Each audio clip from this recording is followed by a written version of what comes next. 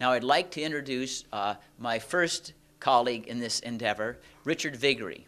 He, of course, is perhaps the conservative soul of the direct mail movement. He might be called the technological equivalent of modern-day Thomas Paine in his communications with grassroots conservatives and his ability to articulate with vision and force what conservative philosophy means. And without further ado, I'll introduce Richard to speak with you for a few moments. Thank you, Bruce.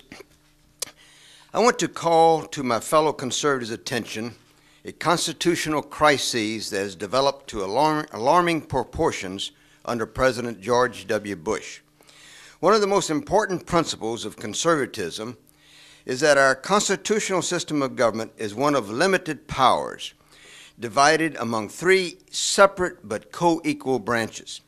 Just as a three-legged stool that has one leg longer than the other is unstable and could cause serious harm, our system of government will be unbalanced and potentially dangerous if all three branches of government are not co-equal. The administration of Franklin D. Roosevelt saw unprecedented growth of the federal government. We were in a depression and then at war. So the other two branches of government caved in and allowed the executive branch to take more power than the Constitution authorized. Since FDR, various presidents and their administrations have continued the expansion of executive powers. However, President George W. Bush has massively expanded the power of the executive branch, partly in response to 9/11 and partly because of his philosophical belief in big government. Congress has failed to do its job by acting as a check on the expansion of the executive branch.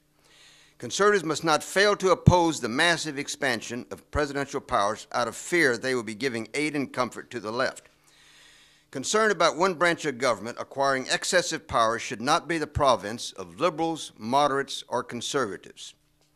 It must be the concern of all Americans who value liberty.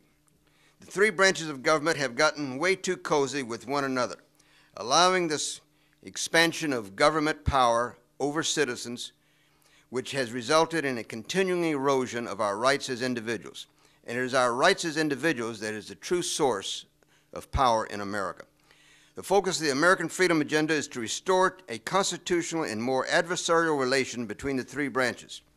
A proper role of Congress as representative of the people is to hold in check the power of the executive.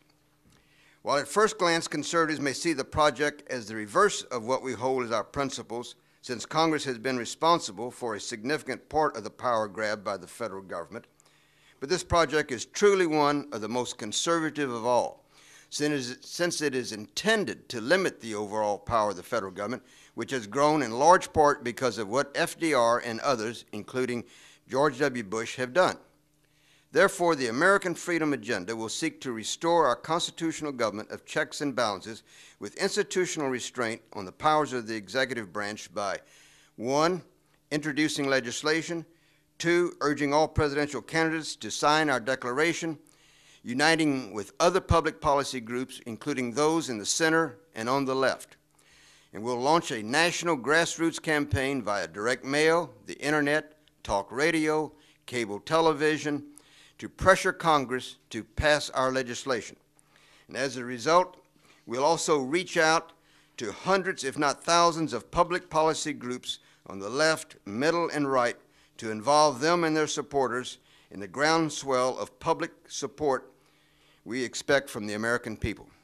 Thank you, Bruce.